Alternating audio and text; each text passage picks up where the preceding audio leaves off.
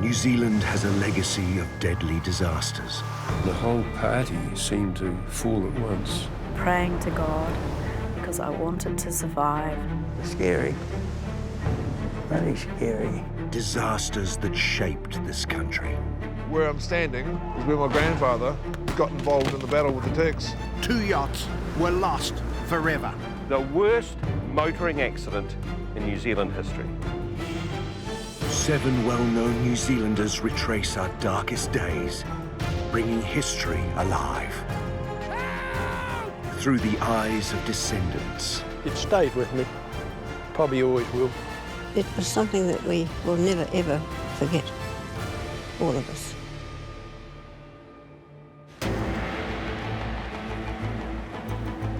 On January 23rd, 1951, 20 yachts set sail from Wellington. Their destination, Littleton, taking part in a race to celebrate Canterbury's centennial. The official forecast predicted moderate conditions.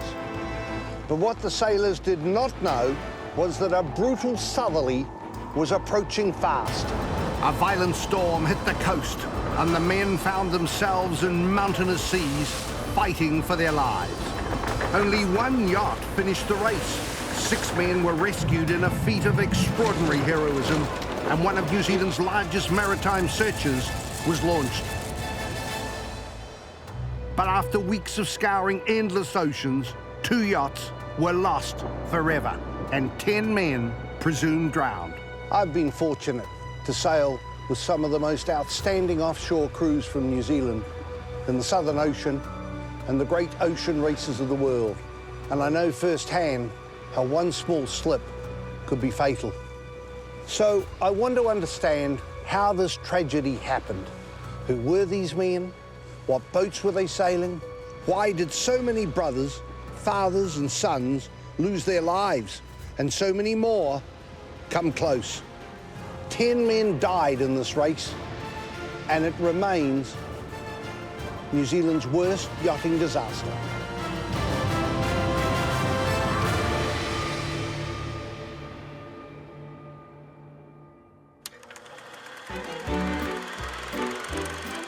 In 1951, New Zealand yachting was attempting to get back on the water after World War II. Men were busy building new boats and resurrecting old ones that had been languishing in sheds. Canterbury was in the midst of their centennial celebrations, and the January race from Wellington to Littleton was a highlight in the calendar.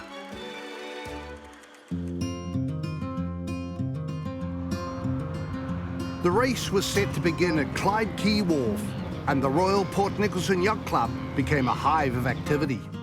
Oh, it was the first significant national race around this part of the country, I think. A large proportion of Wellington fleet took part. Being summertime, people thought, well, this will be a bit of a breeze. We'll sit down there in a day and a half and home again. At 22, Bruce Askew, one of the youngest skippers, had just finished designing and building his own boat. Karu was only launched a few months before the race, and Bruce gathered a crew of mates to get ready for the big adventure. I think our preparation basically accounted for putting the dinghy on deck and enough food to last a week if you had to, sort of thing. And that was about it. I think we probably had flares.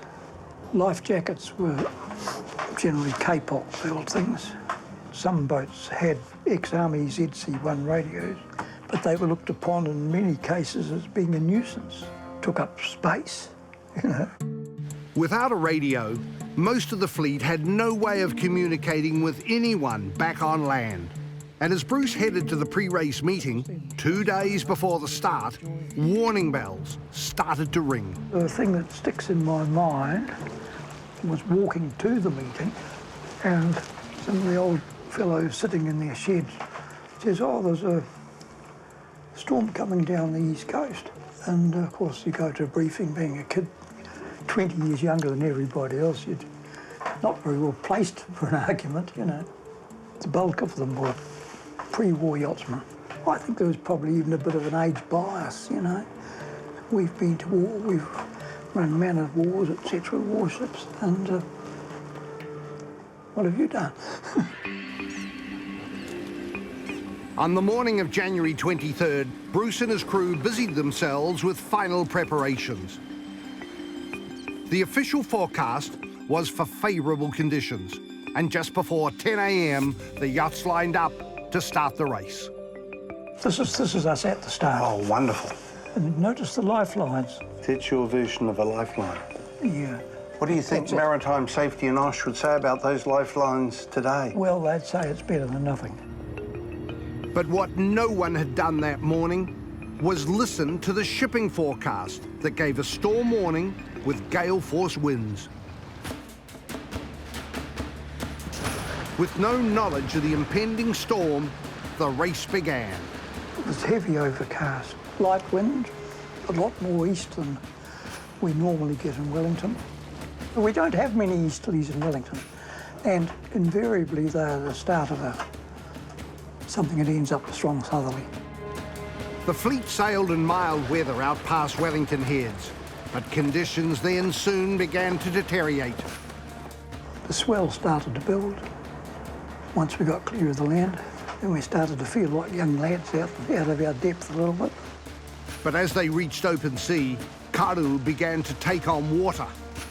We were getting a bit of water down below through leaky windows. We didn't actually take in water in a dangerous amount. It was just annoying leaks that were going to make things uncomfortable. Being wet for the next 2 or 3 days doesn't appeal to anyone. Bruce made a fateful decision. We had a bit of discussion, maybe a minute. What do you think, chaps? We'll go the other way, we'll turn around. With the weather rapidly deteriorating, Bruce and his crew arrived back in Wellington. By late evening, 3 other yachts had also returned to the safety of the harbour. The next day, a brutal storm hit with frightening force, and the fleet was cast into disarray. 16 yachts and dozens of men found themselves battling fierce winds and mountainous swells. Bruce and his friends had dodged a very deadly bullet. Do you think you and other competitors felt you were lucky to be alive?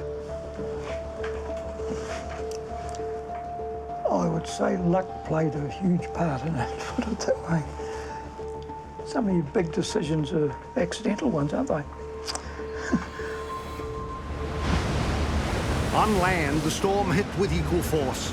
Families listened to news reports or scoured headlines, desperate for any word of the fleet and the men who were now at the mercy of the sea. Missing on the yacht Astral was Ashley Burton, whose girlfriend, Doreen, waited desperately for news.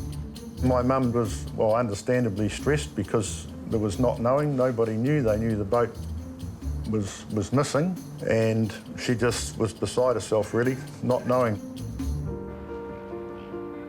The Astral had sailed from Evans Bay Yacht Club, and the one comfort Doreen had was that Ashley was with an experienced crew. Astral skipper Brian Miller was a renowned yachtsman, and Ashley himself had been building and sailing boats since he was a teenager. He had a very good friend, Jim Smith. They met Brian Miller over a keg of beer at the boat shed. At the end of the little session, then they were crew members of the Astral. Dad and Jim were 2 of the youngest, so I suppose any boat needs some young blood to do all the work the old guys at the back don't want to do. As they started heading towards Littleton, the weather just kept on building, the winds kept on building and the waves kept on building, and gusts of wind up to 80 knots. From what I can understand, waves up to 18 metres, which is about 60 feet. The seas were so violent, Ashley and the crew of Astral dropped their sails to run under bare poles. But after days of battling the conditions, one gigantic wave would be their undoing. Dad was down below and they could hear the wave coming. It was a huge roar. Jim Smith, he just yelled out, "For God's sake, hold on!" And then the wave struck them. Dad was on a bunk in the knockdown and he broke some ribs and damaged his back. It didn't completely roll the boat, it just knocked it over on its side, and when it came back up, the mast was gone. The crew of Astral now had to fight for their lives in the eye of a vicious storm. Taking on water, the men desperately bailed, determined to keep their boat afloat. Then, on January 25th, 2 days after the race began, a plane was heard overhead. They had been drifting for a couple of days, and the sound of the plane was a great thing for them because they realised at least they'd been spotted. But no sooner had they been found, the plane was gone. Ashley and his crew were alone in the angry sea once again. With no means of communication, the crew of Astral were adrift and desperate for help. They were very fortunate to have 3 Navy people, 3 very experienced people on board. And I think that Dad and Jim got a bit of strength from their sense of purpose. They just got on with the task of keeping the boat afloat and to hope for rescue to come. Unknown to Ashley and his crew, the plane that spotted them had kicked off an urgent rescue effort. George Brassel, a renowned fisherman and sailor, had been in the race, but had pulled out and returned to Wellington. He flew home to Littleton, assembled a crew, and headed out in his trawler Tawera to search for the missing Astral. After more than 12 hours in a violent sea, Tawera's Archie Childs saw a plane circling above Astral. The plane almost ran out of fuel, waiting until the Tawera had a visual contact with them. And then when they did see it, they decided to take them in tow. Getting a line from one vessel to the other frightens me. In those huge seas, getting 2 boats together where the skippers haven't got control. They could have easily collided. Absolutely. Dad still says now it was the most terrifying time of his life, was being towed. At dusk, disaster struck. The tow line chafed through and snapped. Too dangerous to try and tow again in the dark. A light was rigged on the battered yacht, and Tawera circled Astral all night. The next morning, the vicious storm was unrelenting. Brassel knew it was a matter of life or death for the crew of the stricken yacht. There was no other option but to abandon the Astral. My dad was the first off the boat because of his injuries. They'd throw the line, and then the crewmen would tie it around them and jump into the sea. And then as Tawera was rolling with the waves, the crew would just haul them aboard on a rope. This is a huge, heaving, white-capped, unforgiving sea. Did your father think, as I go in, I might be lucky to get out of here? I'm sure that everybody had the same thoughts, but there's no option, no alternative, really. They just had to do it. And, yeah, they did that 6 times. They're very, very fortunate that everybody survived. The 6 crew of Astral were now safe. They abandoned the yacht, and Brassel and his crew battled the mountainous seas to return everyone to Wellington. My dad's a very humble man, and he's not inclined to exaggeration, and he's still in awe of the seamanship displayed by the crew of the Tawera. To be able to just survive in those conditions, let alone rescue another boat, is quite a thing. It just goes to show how fortunate that Dad was to have those people on that boat, making sure that he's still around today.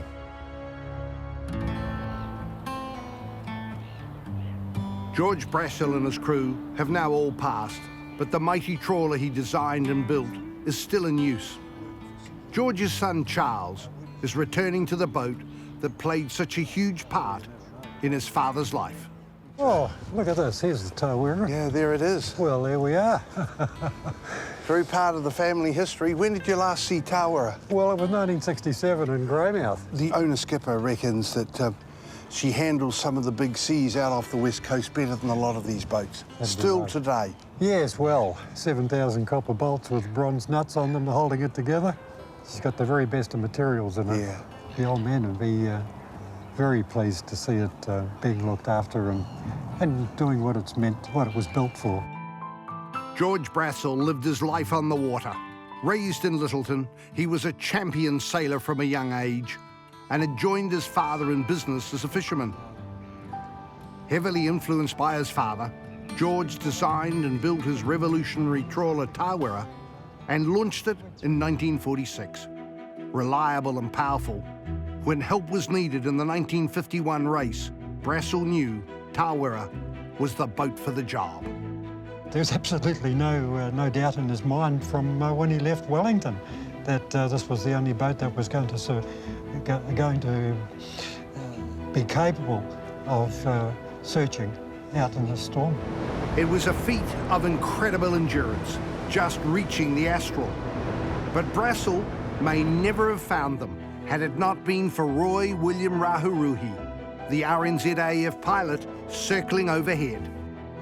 The old man said that he'd spoken to the pilot later, and the pilot was really excited. He wanted to swoop down and take a picture. And the old man was sure they'd be picking up a plane as well, really. Rahuruhi was crucial to the rescue of Astral, only leaving once Astral was in tow.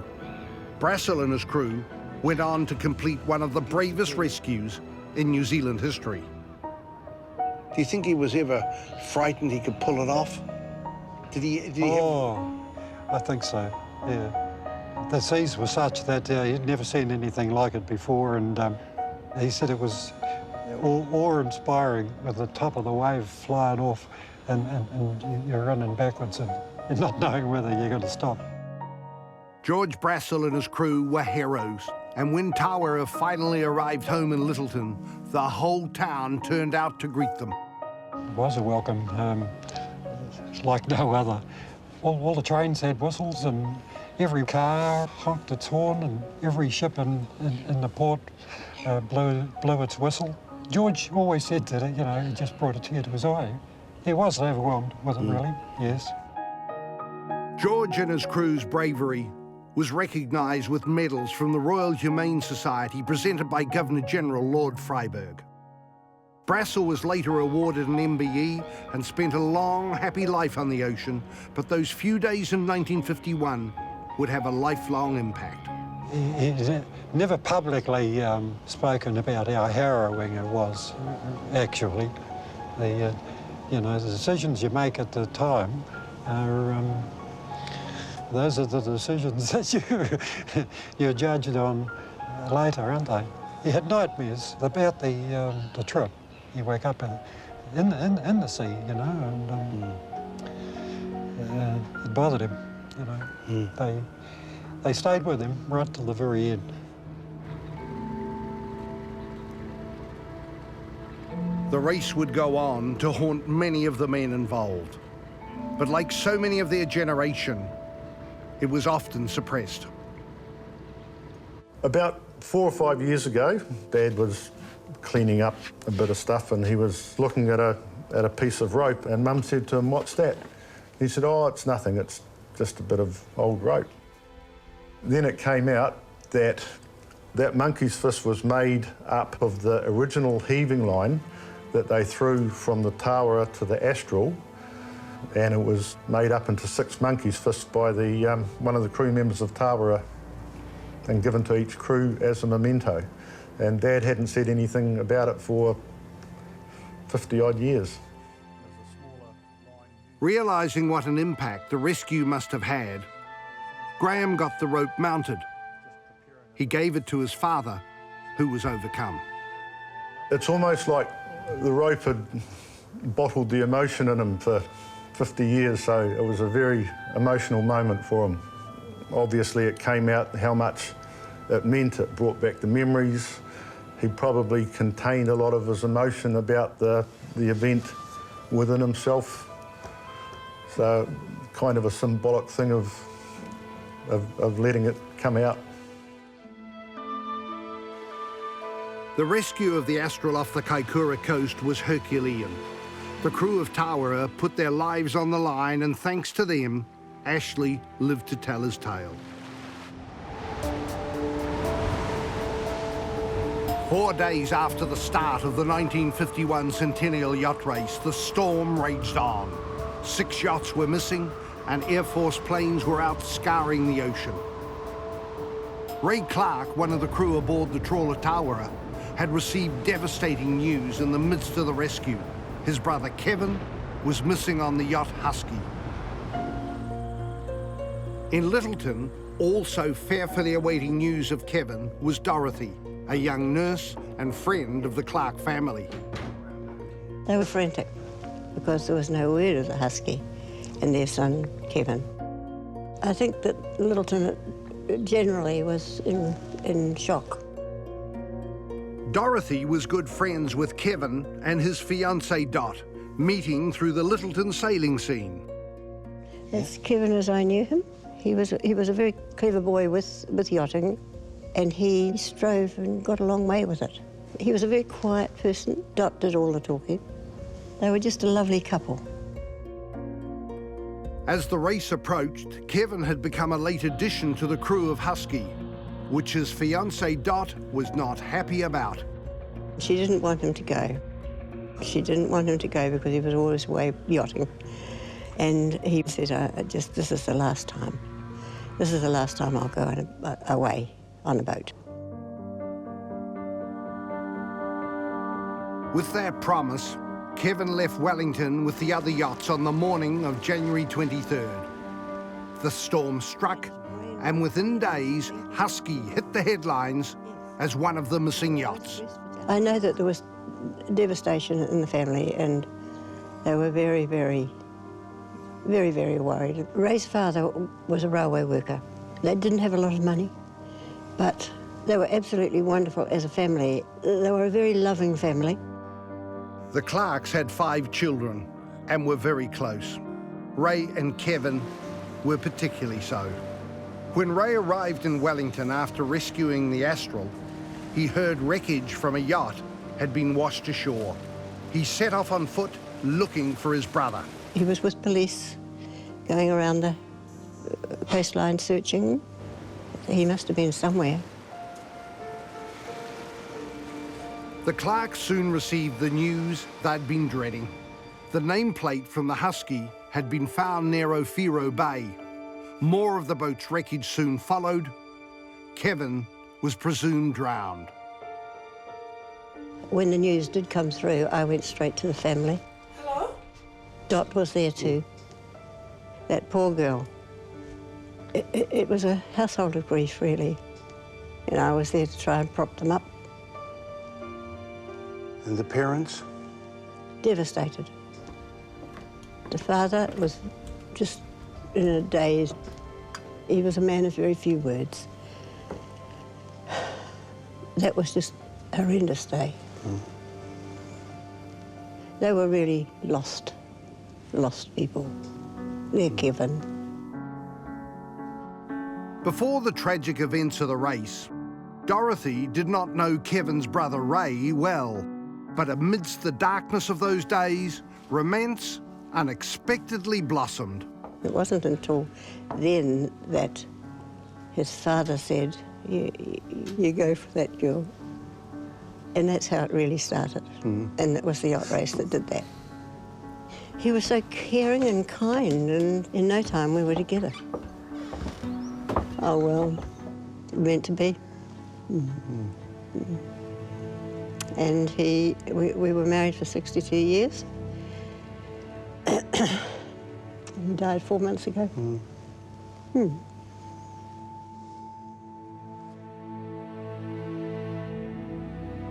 Dorothy and Ray's love was a beacon of light for a heartbroken family.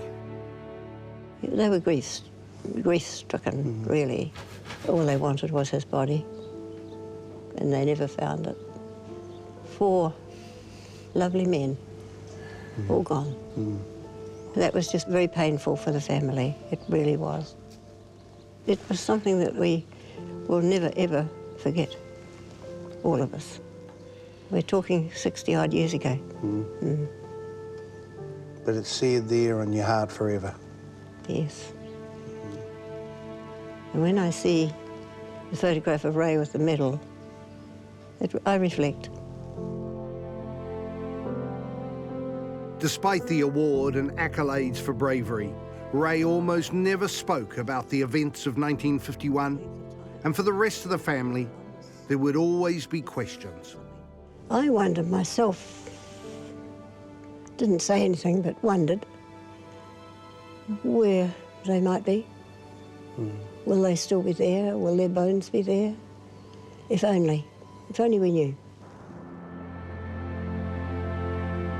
4 men were lost on the Husky: skipper Arthur Clements, Kelvin Hopkinson, Harvey Mason, and Kevin Clark. It's hard to contemplate how traumatic it must have been for the families not to have a body, not to have a chance to say goodbye. A week after the race began, all of the missing yachts had been accounted for except one, the Argo, with 6 men on board. But unlike most of the fleet, the Argo had a radio, and there was still hope they could be contacted. Auckland's maritime radio station at Music Point would play a key role in the nationwide search for the missing yacht. So how did Argo's radio spark one of New Zealand's biggest maritime searches? Yes, so this famous is... Dead Sea one. For a yacht or taking to sea, they're a very cumbersome and heavy piece of equipment. Take a lot of power to operate them, a lot of battery power. Argo was one of the few boats capable of communicating with shore, but operating a radio at sea had its problems.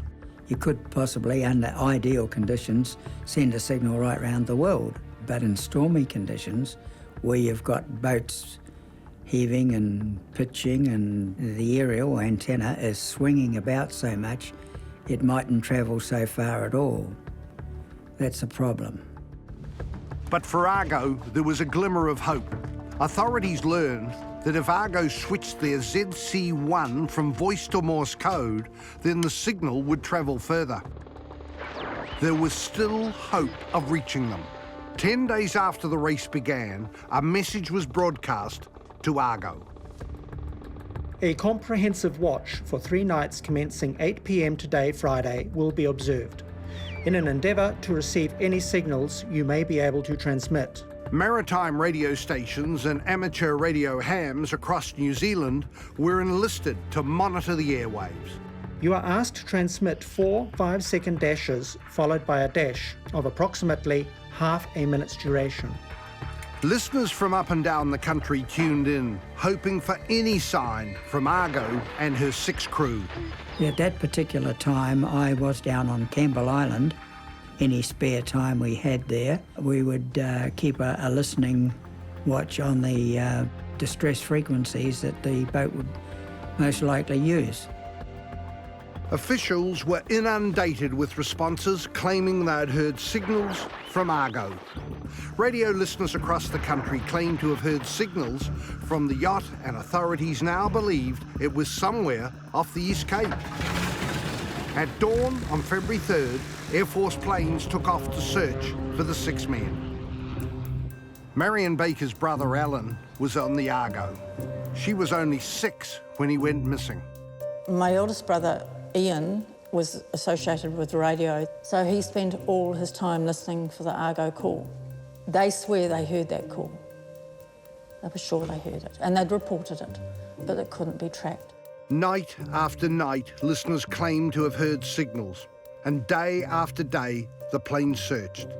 But all the Baker family could do was wait and hope. One day, a piece of information would come through that perhaps they'd heard the Argo call. The next day, the planes that they thought had seen something hadn't seen something. And so basically for Mum and Dad, it was like living on a seesaw. Alan was only 18, a 6-foot marine electrician who loved everything about the sea, and for Marion, a very special brother. I came 10 years after my 3 brothers, and if I cried during the night or anything, my mum never knew. And when she went to the cot in the morning, there I was in bed with Alan. He was a real gentle giant. I fell in love with him. Should all acquaintance be... We had a lot of music evenings when Mum played the piano, Dad played the harmonica. They were loving, they were caring. It was a happy home. Alan and his brother Don were inseparable, and after crewing yachts together for years, both had places on the Argo for the Centennial Race. But Don was called up to the army and was bitterly disappointed not to be going with his brother. The day of the race arrived with a sense of foreboding for the boy's father. I know my dad wasn't all that happy about them going, and on the day he actually asked Alan what would happen if there was a storm, and Alan jokingly said, "I'll throw out the sea anchor."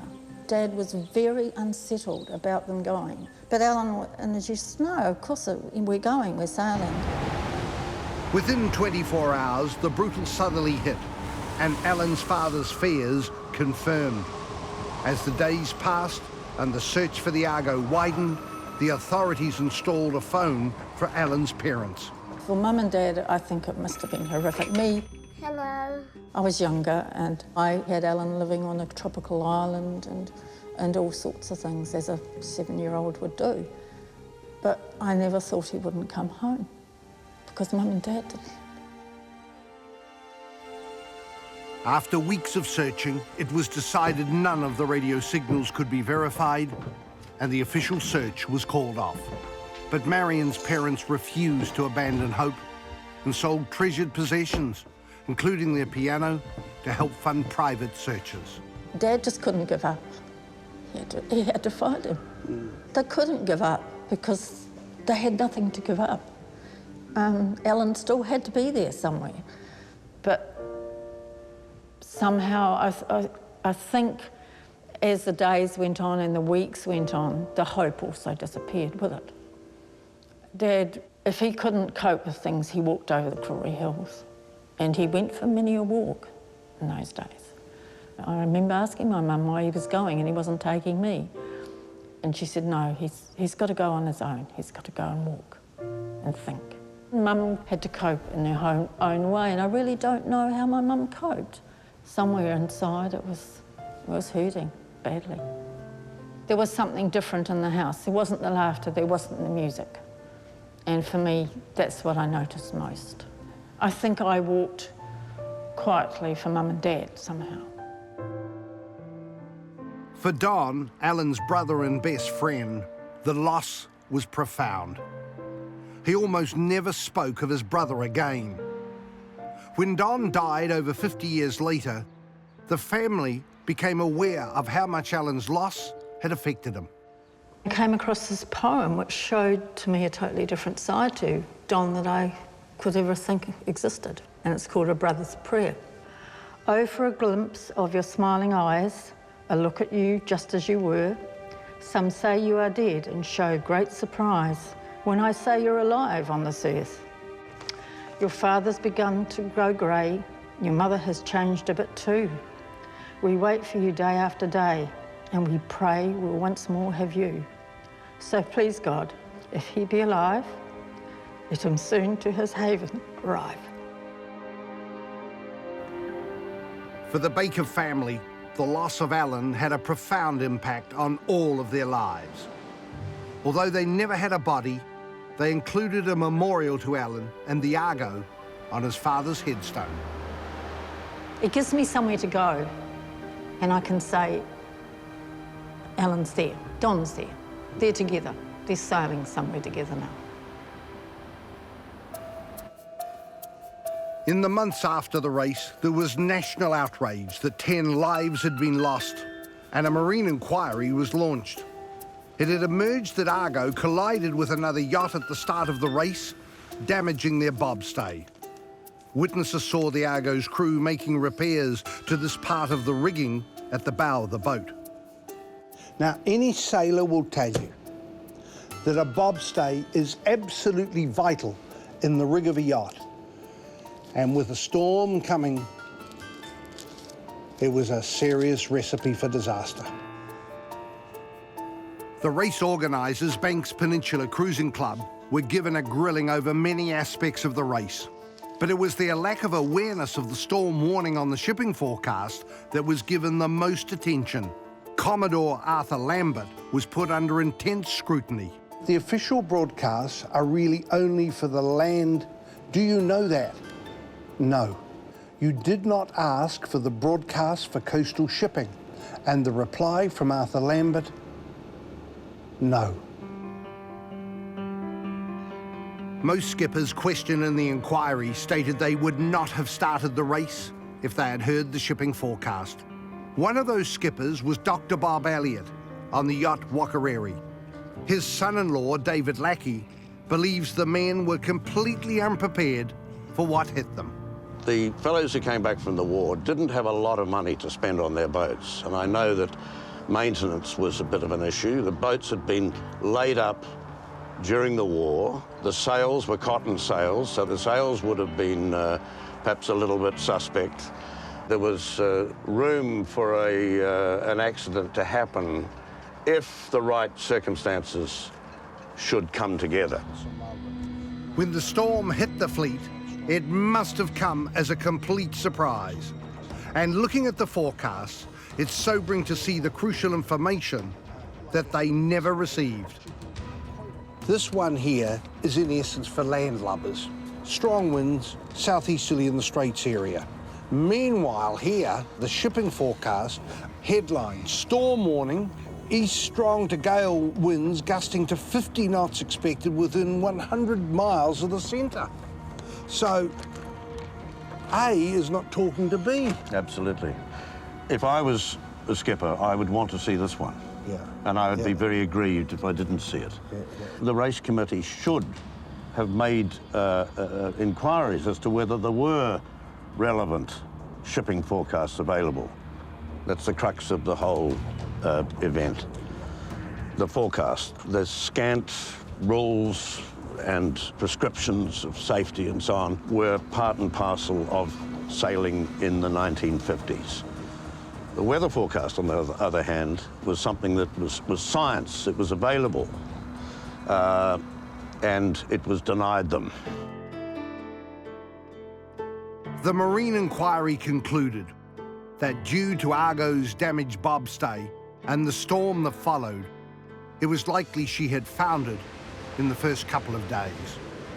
A lifebuoy and cushions from the Argo washed up at Palliser Bay, but this is the only trace of Argo ever found. Based on the wreckage from the Husky found near Wellington, it was likely she too had run into trouble within the first couple of days. All 10 men presumed drowned.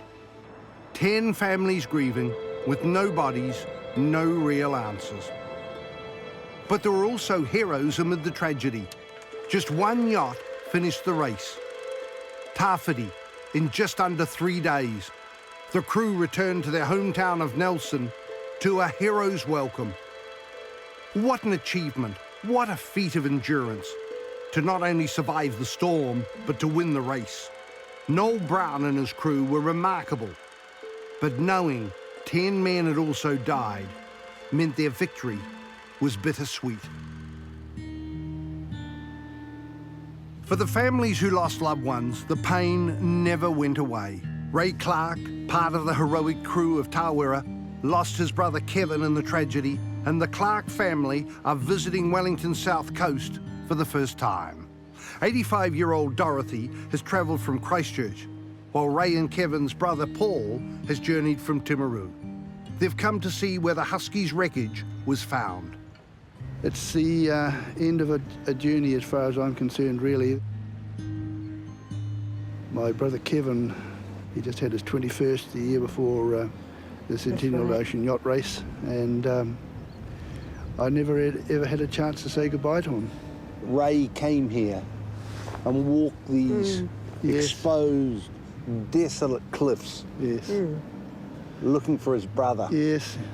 It tells you how rocked he was. Yes, it was. Exactly. Yes. Where were they? What had happened? Terrible questions to have to answer when you're just a young man. Yes. For Paul and his twin brother Peter, only 12 at the time, the loss was devastating. He's gone, he's gone. I thought to myself at one stage, I've lost a brother. It's just mind-blowing. I couldn't describe it any other than just sheer despair, really. And his fiancée had only just been engaged to be married just earlier in 1950. She was, yeah, one of the... Heartbroken, wasn't she? Yeah, she was. She was absolutely terribly heartbroken. Kevin was the love of her life.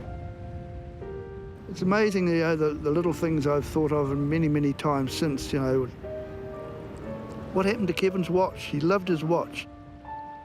Where is he? What happened to his remains? Was there no body was ever found?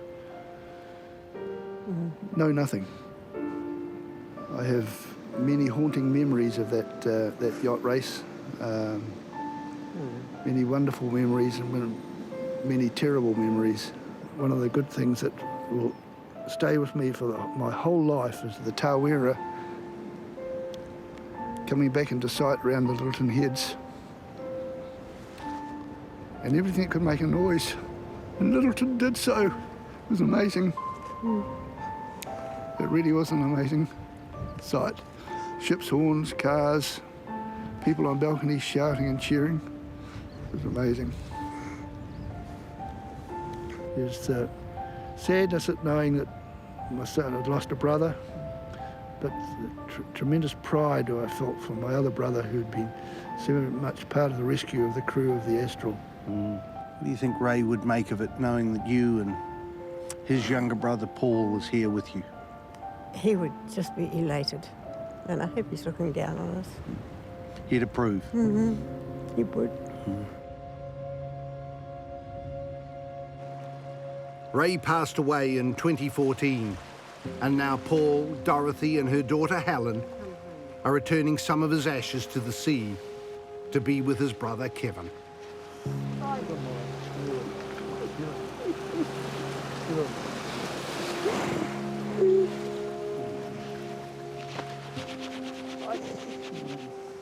Well done, Dorothy. Well done, Dorothy. They're both together now. Yes, they are. The 1951 Centennial Yacht Race, 10 men lost at sea, presumed drowned. Their bodies never found.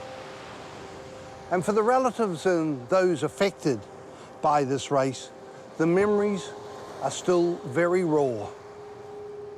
The heartache of losing your father, your son, your brother, or your husband, and not knowing what happened to them.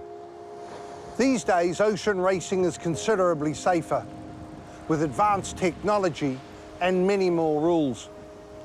But could a similar tragedy happen again? It is possible. The ocean is still a wild and unpredictable place and will always demand respect. But by remembering the men who lost their lives, we also remember the lessons learnt from this terrible page in New Zealand's history.